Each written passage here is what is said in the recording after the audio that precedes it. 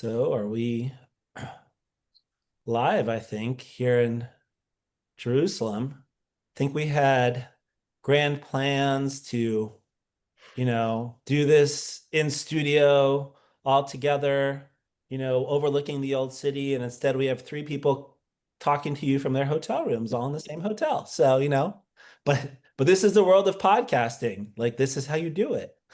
But it's really neat that we are live in Jerusalem talking about the issues that we talk about every week at the same time here. But it is really, really important that we're here, right? Really looking at things on the ground. Yeah, and like I said, I'm not sure we were live before, so I'll repeat. We had grand plans. The plans involved like beautiful old city of Jerusalem overlooking, and then we tried to like suggest them to some of the people we work with on the podcast, and they looked at us like we were nuts, and they were like, "No, at 11 o'clock at night, you're not going to have any lighting whatsoever. That makes no sense. You should do So this." I'm going to like prove that we could have done this. And I'm sure I'm going to walk you over through my hotel room. Lovely Inbal in Jerusalem. But this is the backdrop that I imagined that we could have used. But you can't see me. That's the only problem. Yeah, it But almost looks like a green screen. yeah, but this is where we are. Beautiful old No, city. but that didn't work. All Um, right. all right, I think maybe we Well, I'll should. get back to the actual setup here. Hmm. You can still say coming to you live from Jerusalem. Coming So exactly. Coming to you live from Jerusalem. Word on the Street Live. Welcome, everybody. So great to be with all of you. What we're going to do today is we do have this incredible delegation here this week of policymakers, former folks who have served previously in government. And we've been going around. We spent time in Tel Aviv, near Gaza, and the West Bank, and in Jerusalem, obviously. And we actually have one of those policymakers who's on the trip with us just to talk about impressions of what is happening. But Jeremy, maybe I'll just turn to you first to tell us a little bit about just why we do these trips. You've been on a lot of them. Yeah, no, we were trying to total it up. I think I've probably led 60 to 70 trips over the course of the last 15 years. And I do want to just acknowledge this is part of a larger educational program that J Street does. It's called the Len Hill Education Program. And we named it after a wonderful old friend of mine who passed away a few years ago and made this possible, Len Hill. And our goal is we bring members of Congress, we bring congressional staff, we bring people who have been in policymaking positions in former administrations, people we think may well be in policymaking positions in the future. And we've got three goals. I often describe it as a graduate level seminar in the Israeli-Palestinian conflict. This isn't the 101 trip to Israel where you just see the country and people tell you all of the incredible things about it. This is a trip to really think about what this conflict really looks like and what settlements are, what is occupation, what do people think, get facts on the ground so you can have a real world experience to inform policymakers. The second goal of the trip is to understand the politics because I think so many people that we take are politicians themselves and work in a political atmosphere and understand that policy is never going to be made in a bubble. It's always going to be made within the constraints of the politics of the different societies, and Israeli politics and Palestinian politics are really difficult to navigate, and they really form the constraints within which policy can be made. So we spend a lot of time digging in on the politics on both sides. And then the third goal of the trip is to think about what can the United States do, and what has the United States done wrong, and what can the United States do differently to try to get to a different outcome. What's the American interest in all of this? So real focus on American policy, and those are the three goals. And it's every single time that I come here, it's a completely different experience, and so much is happening right now. We're going to walk through a lot of it now, Ilan. Yeah, no, sure. And so I think what we'll do first is introduce our guest, Casey Redmond. Casey's somebody I've known for a long time. 10 years ago, we were going up to Capitol Hill together when I was working at the State Department and she was at USAID. And we were making the case then I mean, gosh, it's quaint to think about the war in Gaza in 2014, and we were making the case to members of Congress, and did a good, actually managed to get a whole bunch of humanitarian aid approved by members of Congress. That's when we got to know each other. Casey's done, basically ledge affairs at first at USAID for years, which really means like any major crisis in the world, given her experience that involved a humanitarian response, like Casey was involved in engaging with Capitol Hill, which is a key component, especially when you're pushing money to places. Like it's absolutely vital.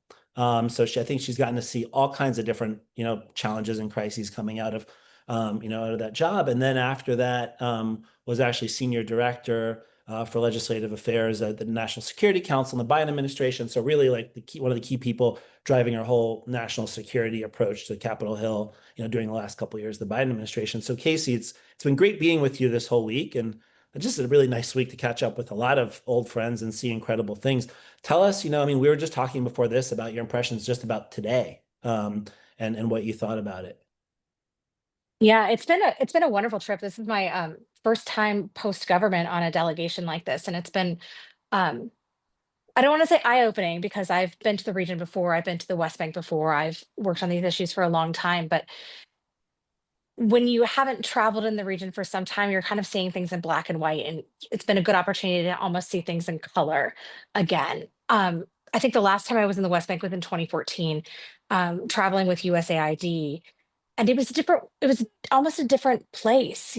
We drove today on roads that have been designed to zip settlers to and from their settlements to the city.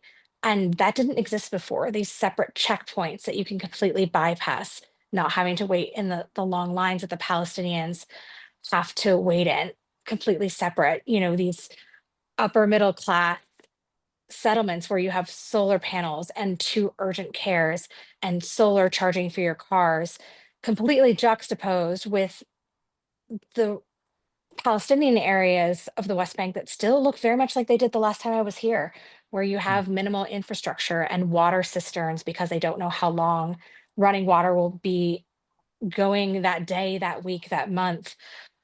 Maybe access to electricity, roads that are completely old, failing, just a system that's not providing for them. And seeing those two things kind of throughout the day in split screen um, was really striking. But I think more than that, the overlay of everything that's happening right now, we ended our day at dinner where I was sitting with a woman who lost a son who was an IDF soldier on October 7th, and being reminded of the real costs of war, the impact it's had on the Israelis, the hostages that still aren't home, just the human impact on the families, but also understanding the impact this has had on Palestinians, not only in Gaza, who are suffering just in like truly unimaginable ways. It's just a humanitarian catastrophe that beyond what we have seen in many places in my lifetime. And the life of the Palestinians in the West Bank who have increasingly restricted freedom of movement since October 7th. We were in Hebron today where we saw shops that were open before October 7th that haven't been able to be open since then, um, ostensibly in the name of security, but security for who is a little unclear given the lines of sight you still have to these very same streets. And then traveling, I think, into Area C and seeing firsthand the impact of settler violence on these communities who were legally allowed to be where they were. We first stopped at one small village that had been destroyed by settlers. We saw a school that had just been demolished, seeing just the classroom materials, the drawings of the kids on the walls, the textbooks on the floor, even the desks, which were still branded with the European countries who paid for the school. And knowing that the Israeli Supreme Court had said you don't have a right to destroy this community, they have a right to rebuild. And everyone being so afraid for their lives that they hadn't come back and they'd found a new place to live. And going from there to Umakhar, where Auda Hathaline had just been murdered by a settler last week who had been sanctioned by the Biden administration. a settler who had been there with his bulldozer, like taking over the town, destroying parts of the community, who was there just filming what was happening, standing there filming, was shot. Like the pool of his blood was still there. They built a makeshift memorial of his body hasn't been released by the Israelis, and we saw the stones lining the site. It was deeply moving to me to see firsthand just the real impacts. We've talked a lot in especially the last few years about the rise of settler violence, the expansion of the settlements, how that is squeezing and in many ways foreclosing the opportunity for there ever to be a contiguous Palestinian territory and therefore a viable Palestinian state. And getting to see it in such stark terms was really moving to me in ways I think I haven't even completely processed. And I think as coming at things from a policy lens, where do we go from here? Obviously, the current administration has a very different point of view on policies towards the settlements. And I think Thank that's, you. That's the understatement of this podcast. yeah, ever the diplomat. Used to talking to people who don't always agree with my point of view. It's hard to know where we go from here and what the path to move forward looks like given just this broader context. Yeah, and I mean, and look, I should just tell folks this was just one day today. A particularly intense day, especially, I thought especially Al Khair and the fact that, you know, the settler, in Levy who shot Odeh Hathalim is basically out on house arrest Mhm. while Odeh's body has not been released yet because the family won't agree to do a quiet middle of the night funeral and wants to have a proper funeral. Yeah, And they literally have it on film. I mean, Elon, for those who don't yeah. know about this incident, you can Google it and find the video. This is unbelievably disturbing. The guy who was shot, Auda, he was part of the crew that made No Other Land, the Oscar-winning Mhm. documentary, and Yeah. he films. That's what he does. He's an activist, and he was standing back of where the confrontation was taking place with this settler who was brandishing his gun, and the settler just was shooting randomly, and they have it on Auda's camera. I mean, they have the film of him filming himself being shot. And so it's just amazing because Enon Levy is out, right? They arrested him. Maybe he was, in being questioned for a couple of hours, and House arrest for a couple of days. one night of Mm. house arrest, and he's out. And the body of the victim still hasn't been released to the family to be able to bury him. And this is the real reality of life that we ran into today. And Yeah, while we were Jeremy, there, we could see the bulldozer parked in the tracks that were Right. still there. And then we saw another bulldozer in action, destroying more of the village that's been there since 1980. You Not know, to mention getting run off by the Israeli troops and police. That was another fun part of the day. Uh, yeah, that sure so, was. but this is only one day, Elon, as you were saying, and yeah. I think back to the first day because it's only our fourth day now on a week-long trip. But the first day, we headed down to the Gaza envelope, right? And we visited and walked through a kibbutz that had been just devastated. I mean, it's just hard to describe what the attack Mhm. on October 7th did to this community that I've visited numerous times prior to October 7th and really, knew people there. Um, and to see the extent of the damage and to meet and be walked around by one of the few residents who've returned there, a guy who's exactly my age, who was trapped in his safe room for hours on end. And every time he tried to get out, he'd find another one of his neighbors dead on their porch or in their yard. And as we were touring around, you heard all of the explosions in Mhm. Gaza. I mean, it was a really intense bombardment that was taking place. You heard the drones.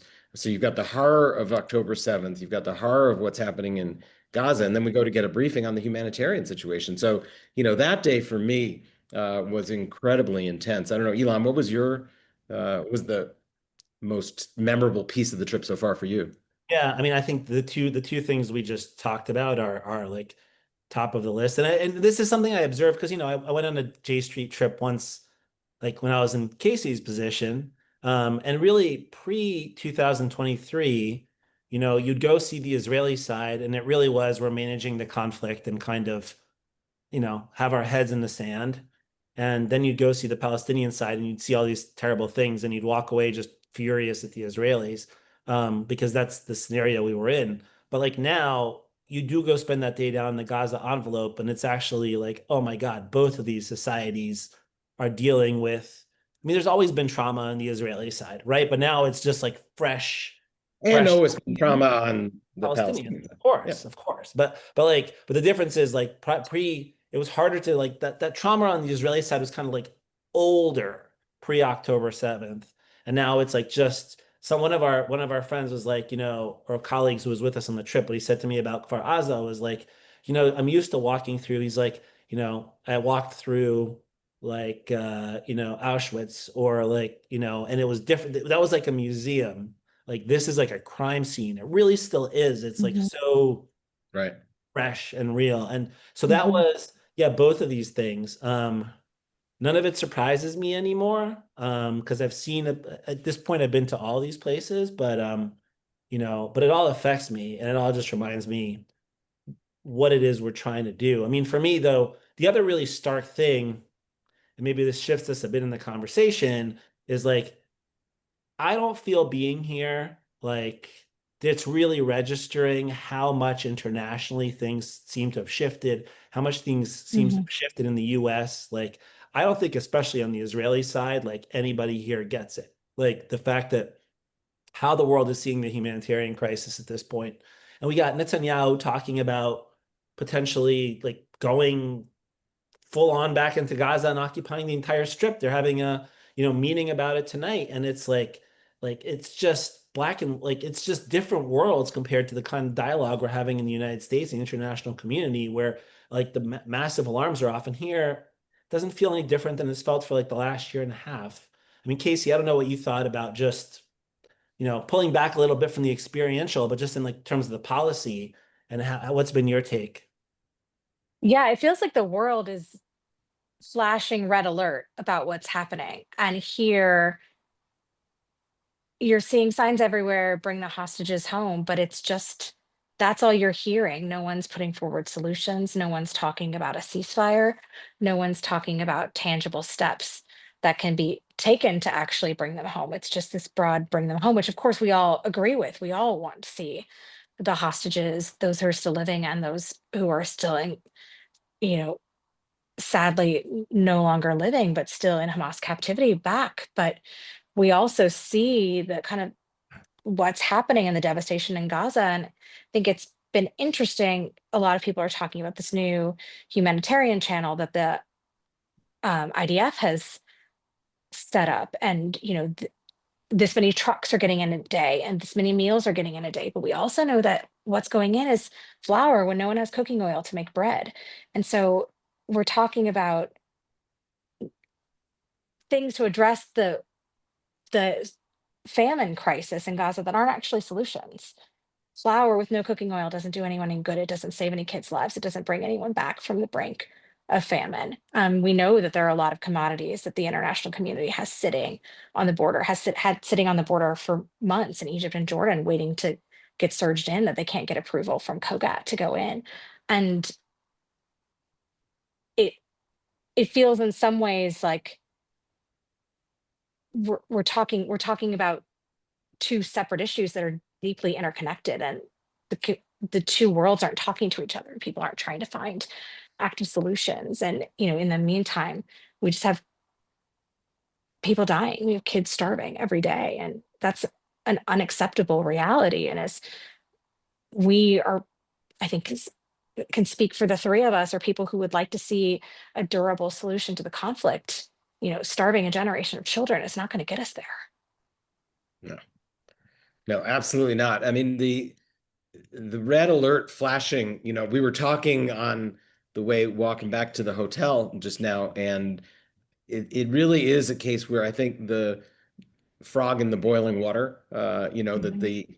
situation is so dire here right now. And I think that people who've been in this for a generation and two aren't recognizing just how qualitatively different this moment is from prior moments. And, I was thinking about just the things that are happening just in the past 72 hours or the past week.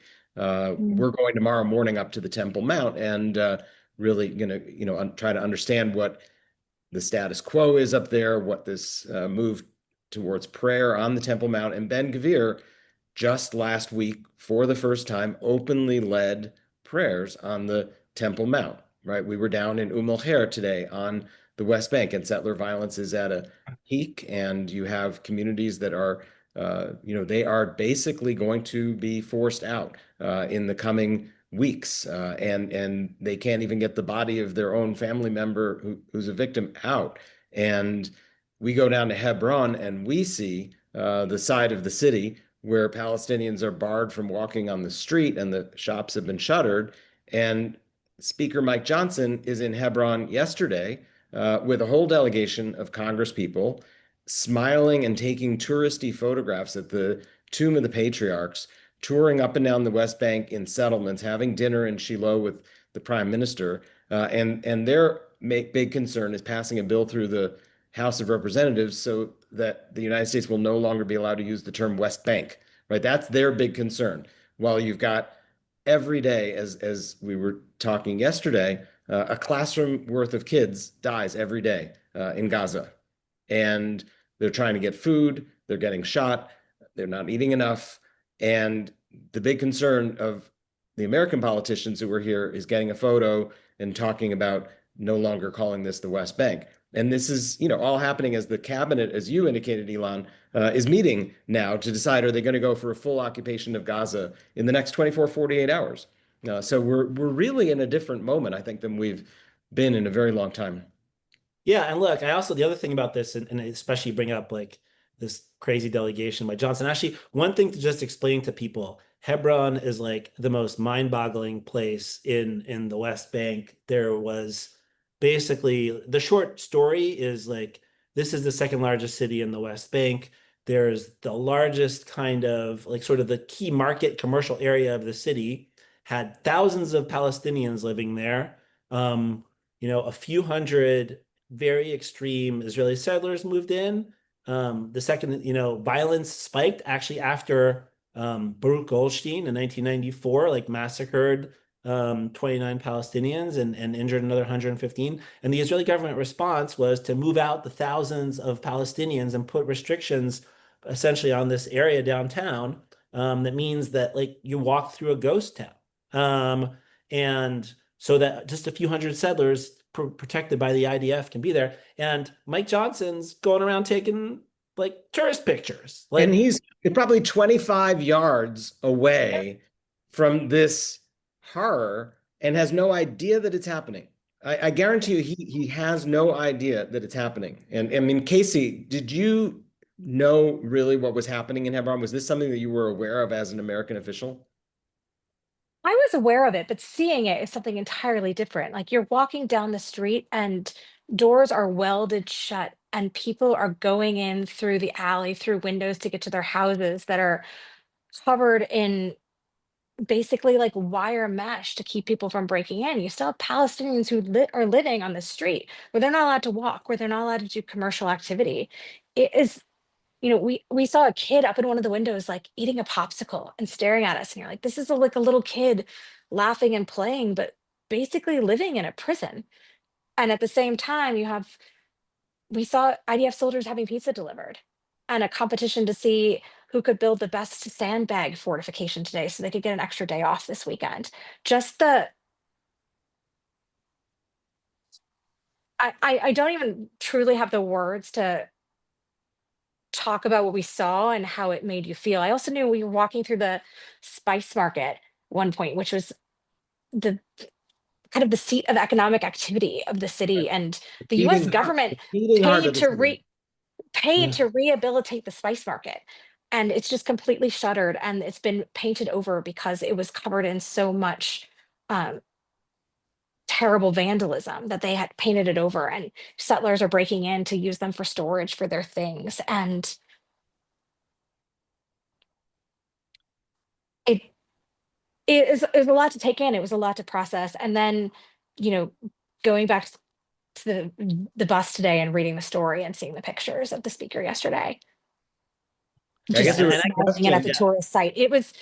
It's it feels like I felt like we were living in a parallel reality. Um, And there's a question apparently in the chat about what exactly was Johnson doing there. And I think it's important for our viewers and listeners to understand that there is an entire industry, and we are a part of it. There is an entire industry of Mhm. nonprofit organizations that sponsors travel to Israel for lawmakers and their staff. One of the reasons that we do what we do is because for so long, the traditional organizations that bring folks here, and they're very well known that AIPAC runs a very big delegation every year of members of Congress. This trip with Mike Johnson is not an AIPAC trip. It's sponsored by a different nonprofit that is actually rooted in the evangelical Christian world, which explains the connectivity with Mike Huckabee, the ambassador, but Mike Johnson, Huckabee, the Christian evangelical group that brought him here, they are deeply tied in with the settlement movement. And these trips are paid for, all expense paid trips, as we did for you, Casey. I mean, I'm not hiding the ball on anything. J Street does the same thing. But this is a just constant, almost like a conveyor belt of legislators coming to Israel. They, in many cases, are brought by groups with a very right of center political perspective, and they just don't see what is happening meters away from where they are standing. And they go and they visit settlements and they drive right by refugee camps. And they don't understand that as they zip through that fast checkpoint that we went through, Casey, that, you know, on the other side of a wall is a different checkpoint where tonight, in fact, just tonight, right, our Mhm. dinner guest was supposed to come down from Ramallah into Jerusalem. And the line was just so long at the checkpoint that she gave up and went home and didn't come. And that is just everyday life for the Palestinians who are trying to get in and out of Jerusalem, who may have even residency, right? They may have the card that allows them to be in Jerusalem, but they were out in the West Bank. But just to line up and get through the checkpoint isn't even worth it. And you can't make dinner plans. You can't organize your kids' drop off at school. You can't figure out how you're going to have a stable job. Meanwhile, we zip through checkpoints that are made just for Israelis and just Mhm. for diplomats and VIPs. And you know, this is something they just don't get when they come here, and so they assume everything is just fine. Yeah, and Jeremy, I should say, like like for us, we get like just the tiny little bit of flavor, right? Like when like Mhm. we Oh, get to one of the checkpoints and the fort with the ministry that we gave the names to for the VIP crossing hasn't given it to the guy, and suddenly you're talking to like a 21-year-old kid with a gun right. who doesn't know any better and doesn't really understand, and the bus Who is turning takes all the passports for the entire group? Mhm. Walks off the bus with all our passports. and doing loops. But the reality is like that is what we run into, right? And it's Mhm. still kind of a pain, and we have to. And you know what? Like we're quite privileged, and we're also very Mhm. well connected, and we're a bunch of like people who know people at very high levels in the Israeli government, like. And we're Americans. Like now, what if you're a Palestinian and you don't know any of those people and you have none of those Mhm. connections and you have no responsiveness at all? Like, it really just, becomes hours and hours of your day. I should also like one other thing I just want to say, especially this Mike Johnson trip, which just really got, Gets like under your that skin. picture got under my skin, especially Yeah. that picture in the Cave of the Patriarchs that's on Twitter. But it really does go to show, like, and I gotta say this, like, look, I've been critical and of the Biden administration and some of the mistakes we made, and certainly we put better times, like a lot better. There's a lot to go through there, and I've written about some Mhm. of it. I think there's a lot more thinking, and we've had a number of colleagues who were in the Biden administration and are still processing a lot who are on this trip.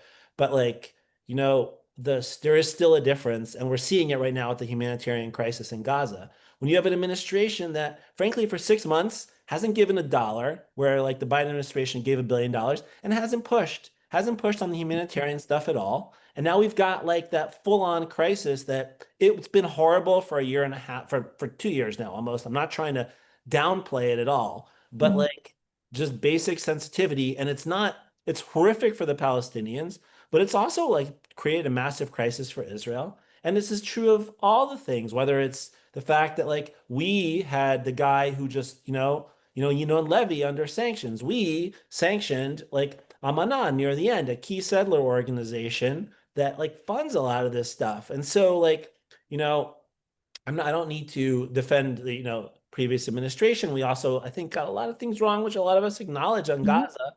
Um, but there still is a difference between like an administration that's staffed with a lot of people who understand these issues and care and take the time to see this other side. And one that's reporting to people, where the president even yesterday said, like, if Bibi wants to like take over all of Gaza, like I guess he can kind of do that. And maybe now we'll Mhm. get involved with the humanitarian thing, but after we spent 6 months not pushing the Israelis at all on it and like creating the situation we're in now. So, that for me was just a bit of a reminder that like even if we don't always do the best, it can always be worse. And we're seeing, unfortunately, like what worse looks like in terms of American leadership right now.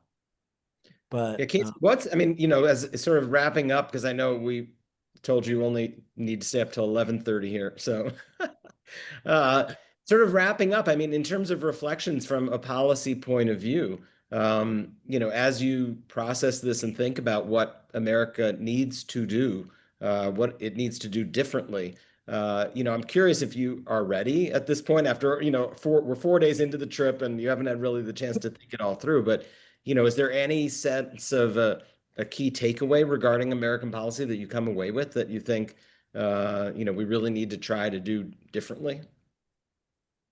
Yeah, I think I am still very much grappling with it. And I know it's been quite some time since the administration ended. So, don't mean that as an excuse, but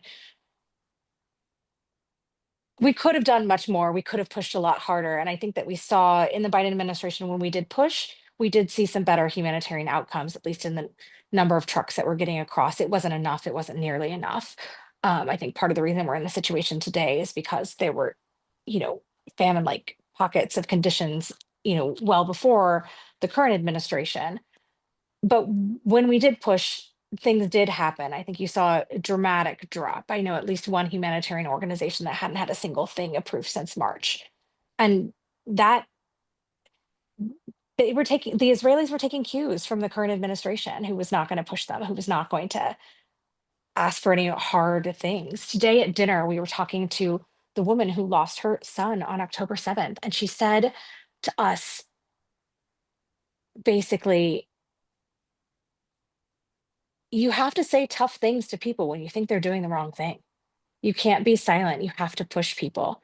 And no one is saying anything to the Israeli government right now, and nothing is going to change.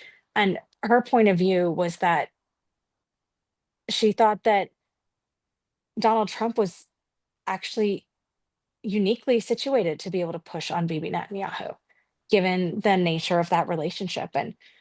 I would agree. And as much as I hate to put any faith in that,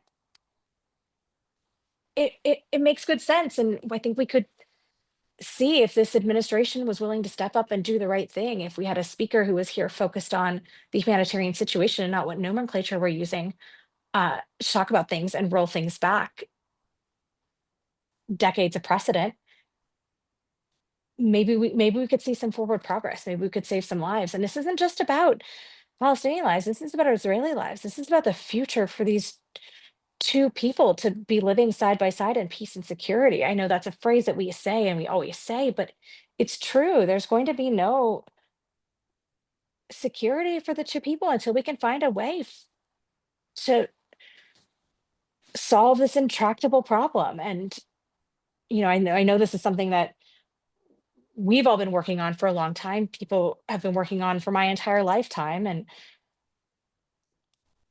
it's it's hard to feel optimistic after a trip like this because it's been quite dark. And but at the same time, we've heard people talk about opportunity for change in the Israeli system. We will see new elections eventually, hopefully sooner rather than later, maybe when they fail to pass a budget.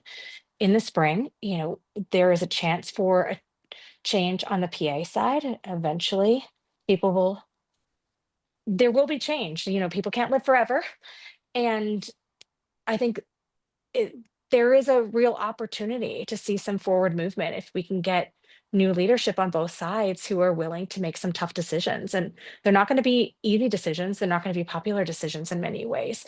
But I think one of the interesting conversations we had on this trip was talking to one of the gentlemen who's been doing polling on both the Israeli and the Palestinian sides and thinking about how the average person is thinking about the future and what concessions are they willing to agree to, especially if there are mutual concessions. And there is space on the popular side, and whether that translates to space on the political side, I think that remains to be seen. But I think with political pressure from the international community, there's a chance for that. And I don't know, just go back to something I think Ilan, you mentioned earlier.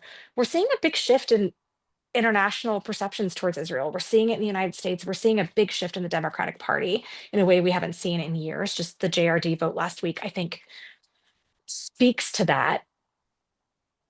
But if it feels like, despite how grim it all feels and being here, how extraordinarily grim it feels, there also seems like a bit of a space for some hope and for some optimism that there could be a change should the right set of circumstances kind of align.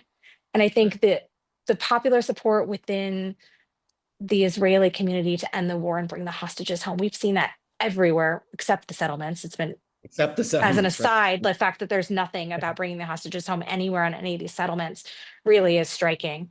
But it feels like there's a groundswell of popular support. We went to a protest just over the weekend. It's the weekly protest of, you know, thousands of people in Tel Aviv calling for an end to the war. And that's all something.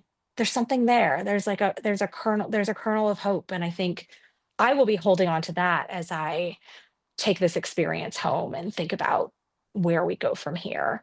Um, Also, I don't think there's nowhere else to be but in a place of hope, because it's the only chance we have for anything to improve.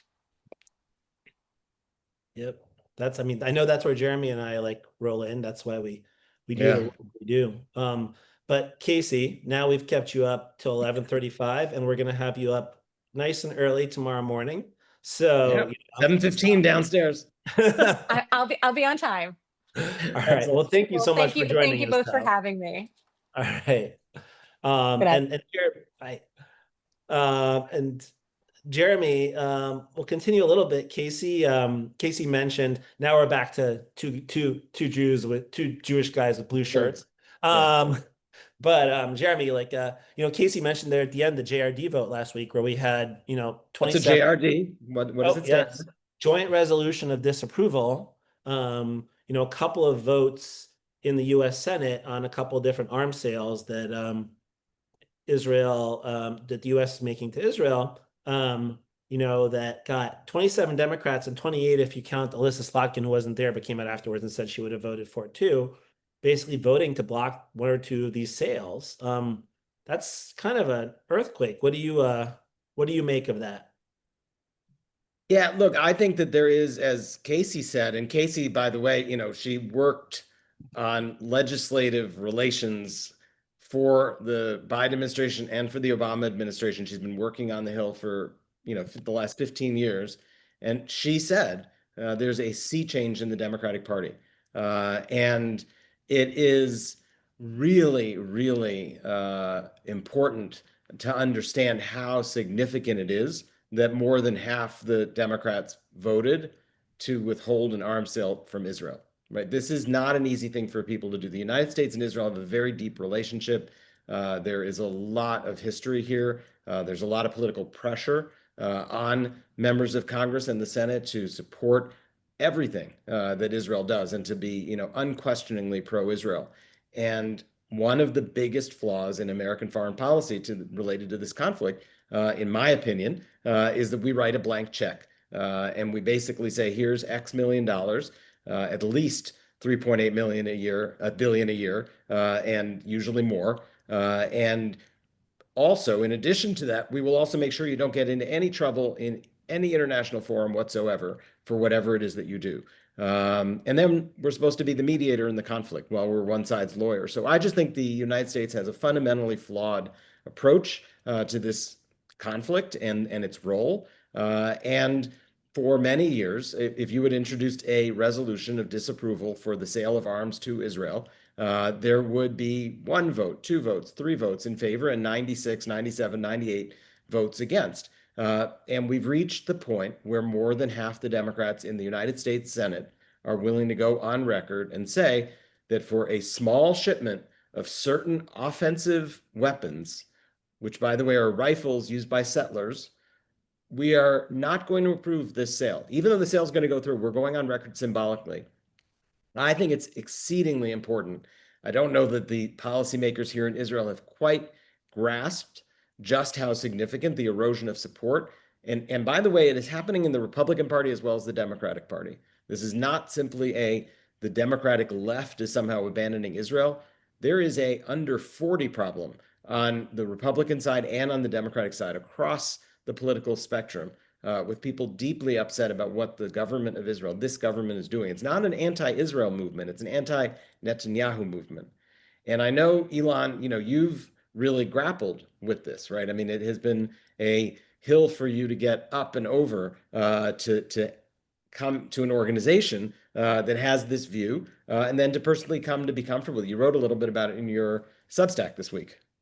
Yeah, no, look, I mean, long believed two things. I've long believed that, the US does need to give Israel a hard time when it comes to its treatment of the Palestinians. And use the tools that we have to encourage the Israelis to change their perspective and approach. But I've also been like deeply uncomfortable with starting to do anything on conditioning security assistance or blocking any security assistance. I spent years working at the Pentagon. Like I've seen like how well the US, like there's so much dysfunctionality on the political side between the US and Israel sometimes, especially when you're talking about the Israeli-Palestinian conflict. But when it comes to security cooperation, like it works so well and historically has worked so well on so many important issues like Iran, like Syria. And so for all those reasons, like I was just hesitant about the idea of, starting to, threaten arms sales or block any aid at all. And even when I was thinking about coming to J Street and weighing it, like, look, J Street had a long record of supporting arms sales to Israel, still supports all the defensive Right. weapons that are provided. Iron But Dome, missile yeah, defense. J Street, starting in November, supported one of these resolutions to block aid. And that was not something personally I was like super thrilled about or 100% comfortable with. I decided like I agree with J Street on like the other 98% of the things. So, like, this is part of life. Like, you don't have if you're going to be part of a movement and an organization, like, you don't have to agree with that organization on everything. And I do also tend to think that sometimes the aid, the art, like it becomes like the panacea and the be all and the end all, where there are a lot of other tools too. And so for all those reasons, I was like, right. But like what I wrote about in my piece is like, we are at a moment where like, and look, it's only been reaffirmed for me by being here. Like it is not breaking through. Like they do not get it. Like that's like the bottom line. That's one of my big takeaways from the trip. The society doesn't get it. The leadership doesn't get it. Like they don't understand how bad the situation is, what it's doing to Israel internationally, how it's ripping American Jews apart, like how far they have strayed in terms of just basic reflection of Jewish values with the way they're prosecuting this war. And so, like, if having as many Democrats as possible vote against a couple of arms sales for offensive weapons that they do not need to be using for a war. They do not need to be prosecuting for anymore. A war that, like, at least according to all the Israeli press, the IDF chief of staff is objecting to this and this idea of escalating and going into the rest of Gaza. Like, yes, that is absolutely a message worth sending. And so that's a big difference for me between like, sometimes being like, all right, I guess we're doing this and I'll go along to being like enthusiastically like, no, this is 100% the right thing to do. I mean, it's the first time I've felt this way. And like, frankly, I never expected in my life to feel this way. Like, that's the thing, you know? Um, And I just want to really emphasize that this is not where some people are to our left, right? There are people who would say, well, you can't give them a single dime, it just cut them off, end aid altogether. That's not where J Street's at, right? We are not in the place where we are saying the US Israel relationship needs to break. We want the United States to support Israel's security against real threats that it has. But it doesn't need to be writing that support in the form of a blank check. And we have laws, and we have laws that say if you are receiving our aid, you can't be impeding the delivery of humanitarian assistance to the people in the war zone. And that's our law. And we have other laws that say the weapons we provide can't be used in a certain way. So when settler security units that receive our rifles, because Ben Gvir takes the rifle shipments and gives them to settler security units, and then they are used in the prosecution of settler violence, that's a violation of our laws. And you were in the administration, you know that the administration was asked by Congress to do a thorough review under a national security memorandum in the end of the day called NSM 20 about whether or not our arms were being used in accord with American law. And the answer is no, they're not. And I just can't understand how it is that if we find that the recipient of our largesse is taking what we're giving them and using it in a way that under our own law is illegal, that we just decide, okay, well, sorry, we're just going to move on now. So that's, I've always felt very strongly that there has to be some accountability, but that's not what, saying that we're not going to be there and have Israel's back. yeah, Jeremy, I'm going to say one other thing. Like, when this was all happening last week, you very impressively went on, Pod Save America, and, Mehdi Hassan said, no, there's no way we're going to get any more votes for this than we've ever gotten before. The Democratic Party is just going to keep going. You were like, nope, I think more than half. And you kind of nailed it. So that was impressive. But tell me a little more about that whole experience of that show. Well, I mean, I'll tell you also about the experience of talking to so many of these senators, right? I mean, I'm very lucky that at this point I'm able to talk to some of these senators, many of them directly. And I can tell you that the conversations I had, I knew name by name where everybody was at, basically. And our team knows from talking to the staff. And so we had our real finger on the pulse. And we knew that the number could probably get to the 27, 28 that it got to. But I'll tell you, there's another 10 Democratic senators who I believe are really just one little inch away from adding their names to this list as well. And it's going to be pretty much the dam breaking at that point. And you've seen some letters that have been written on the humanitarian situation and on a couple of other aspects of the issue recently, where 47 or 46 Democratic senators actually take a unified, almost unanimous position that is completely different from where it had been. So I felt very confident in that, and I was very glad to be able to, say that to Mehdi, because I think, where we were in that conversation was this divide between a person to my left who does believe that it's just evil incarnate and we have to cut them completely off, and somebody like me who is deeply pained by this whole situation because I am pro-Israel, right? I am, and I use the word, with all the baggage that it has. I am a Zionist at the end of the day. I'm a liberal Zionist, and I've had that argument with Peter Beinart on our Word on the Street Live. And going into a conversation with Mehdi, who is not, to say the least, a Zionist, is adamantly anti-Zionist, and really thinks that it is itself, a fairly evil thing, and wants to just cut it off completely. I wanted to say no. The Democratic Party is moving to an appropriately more balanced place where they want to be friends of the state of Israel. They want to be friends of the Palestinian people. I mean, supporting Israel's security and supporting Palestinian freedom and self-determination and their rights. And American policy needs to strike the balance between both. And that doesn't mean cutting off all aid to Israel, and it doesn't mean writing it a blank check. It means enforcing our laws and using our leverage and putting the appropriate pressure on Israel. So that was the easier part of the debate with Mehdi. Why don't you tell us a little bit about the harder part? Because I think The harder part inspired, I know your Substack this week, which is Yeah. created a wee bit of attention and some questions. So Yeah. yeah. Yeah. So look, there is a deep desire in human nature, it seems, to apply labels to everything that's going on and to find reference points in history. Whether I saw something in the chat, about apartheid, or looking to a word like genocide, or finding that this is like Jim Crow, South, in the South, in America. We are always trying to grasp for words that help us to understand what's happening in the present. And the word genocide has become it's just a litmus test to my left about whether or not you recognize the seriousness of what is going on. I have never believed that the argument that we should be having is over what to call it, right? What is happening is morally outrageous. It counter to everything that I understand to be Jewish values. I understand it to be democratic values. I thought were Israel's values. I think are the American values. It is wrong what is happening, right? And kids are dying. Mothers can't get the nutrition that they need. These are moral stains on the Jewish people. I've written about that, over the course of many months now about the morality of it.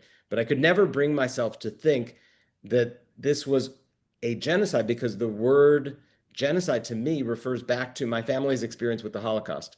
And my mother, who fled at the age of 17 and who lost so much of her family in the Holocaust, and it was such a searing memory for everybody in our world. And I can't fathom. I just can't imagine that the people that I'm a part of that were the victims of that, the most horrible thing that has happened in the history of our people, the crime genocide was invented. The word was invented to describe what happened to the Jewish people in World War II. And I just can't bring myself to think that this term applies to the horror that's happening in Gaza. I don't make that connection. But then when you read the International Convention on Genocide, and the question is asked, does this amount to, will the court eventually find when it rules, because there's a case, an active case in front of the International Court of Justice under the International Convention on Genocide, and judges will eventually rule on this. And my reading of the law, which calls for intent, which clearly many ministers, even this past week, of this government have expressed to clean Gaza of Palestinians. The intent has been expressed, and the acts that are being undertaken certainly, meet the criteria in the statute in my book. And you read all the genocide scholars and all the lawyers that have been writing over the last weeks. I no longer can go on a show like Pod Save America and debate with Mehdi and say, no, it is not a genocide because I look at the law and I think it's crossed that line. So I'm just not going to do that anymore. I'm not going to defend against that charge, but I'm also not going to use the word myself. And I think that I felt the need to write this Substack on this because this is so deeply painful and personal. And I know it's caused a lot of confusion about what I think, what J Street thinks, and I think a lot of people who resonated with the piece that I wrote are also in that grappling mode. J Street is not going to use the word genocide. I am not going to use the word genocide to describe what is going on. We will continue to do everything we can to stop it and to stand up for our morals and to press Israel to surge every last drop of possible aid in so that people start to have food and supplies and all of that. But that doesn't mean we're going to label what is happening as J Street and call it a genocide. But I do believe that when the time comes and the courts rule, ultimately, it's probably years from now, I think they will find very, very much to my deep, deep sadness that officials of this Israeli government have violated the Genocide Convention. Yeah, I mean, look, first to just echo like my take on this and I really just appreciated your Substack and what you wrote. And I thought it was really like excellent and thoughtful and clearly something that you just spent a lot of time wrestling with. And we've spent a bunch of time talking about and first of all, just to agree, and I think in some ways this is the most important point is like the fighting over the word. Is just, we were one of the things we've done on this trip is unfortunately we were able to talk to somebody in Gaza, but he's no longer in Gaza. He recently left. He was zooming in from I think the Netherlands. It's really hard to talk to people in Gaza. Certainly you can't by video, but like what he said was like, stop debating this. Like, it's not about Right. this word. It's not about, it's also, he was saying it's not about like recognition of a Palestinian state and all this. Like, I want to just end the war and feed people, right? And so I do think we spend too much time fighting over words, whether Yeah. it's, from the river to the sea or globalize the Intifada or Zionist or like, The or definition of anti-Semitism, the no, definition of yeah, anti-Semitism yeah, itself. absolutely. We spend so much time on these words, right? And like for me, I don't want to I don't want to fight about the words. I want to like fight about ending the war, right? Like that's like for me the most important thing. And I think we are totally 100% aligned on that. And so Um, is Bernie Sanders, by the way, who had a yeah, great interview with Caitlin Collins on CNN. And he said the exact same thing. He said, I don't care what you call it. It's wrong. This is morally wrong. And we have to stop it. yeah, no, 100%. Now, me personally, like I'm not the thing about the intent piece, and it's how you read it, and it's the jurisprudence, like the technical questions. You know, there really has to be for it to be genocide, like clear intent that like there is no possible other explanation. And like, I still think there's some debate and flexibility there in the question of intent. And like, is it just intended to essentially destroy, like kill Palestinians and in part destroy them? Or is it really like, I mean, certainly in the early months, it wasn't. It was about destroying and killing Right. Hamas, right? Right. Like, and the question is, have we crossed over? And I don't know, and I don't really know what the courts are going to find. And yes, obviously I care, but either way, it's like just deeply disturbing that we're even Well, painful, being forced to right. have the conversation. Like who, That like there are ministers of the yeah, state of Israel that are saying publicly that they want to starve people and that they want to push them out. I mean, whether that indicates intent or not, you and I can then debate, over a whiskey at the bar at midnight here. But it is. To me, it's clear that there are people in this government with yeah, really, really evil intent regarding the Palestinian people. I mean, and whether it's on the West Bank or it is in Gaza, but that can be debated whether it meets the legal standard. But that's not the issue, and let's not spend our time on that. yeah, Let's yeah, spend our time. Somebody said in the chat, well, what can I do, right? And I think that's the single most important question. And so. We are, as individual people in the United States, we are constituents of the representatives that we have in Congress. So the first and foremost thing is just call, call, call. Make your voice heard to your representatives. Say that you want them to do everything in their power, every vote, every letter, every resolution they can possibly get on to express your opinion that this needs to end.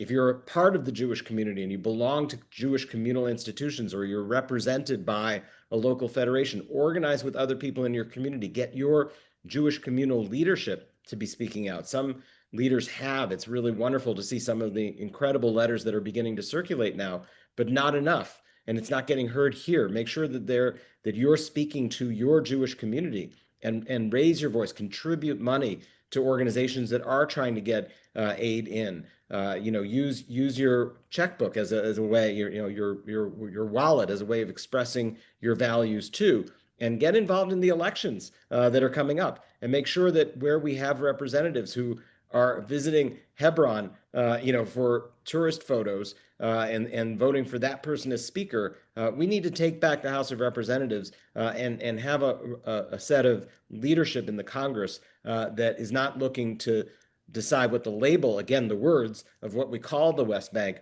but is looking to create a Palestinian state that provides people with actual freedom and a future. yeah. And Jeremy, I think that's a pretty solid way to end. Only just to say that like at J Street, like we are every week sending out various actions and ways for our members and our people. So get on our mailing lists and like ways to press different specific buttons. Frankly, it's been one of the things I've most enjoyed about coming over to J Street is like we have such an incredible staff and team and connections and are like so plugged in that like, I've got plenty of knowledge and I've got plenty of my own relationships and I can call various influential people or I can sign and even if you don't have that you can sign your various like various things but like we actually have like we're monitoring this issue so closely and when we send you something and we're like do like do this.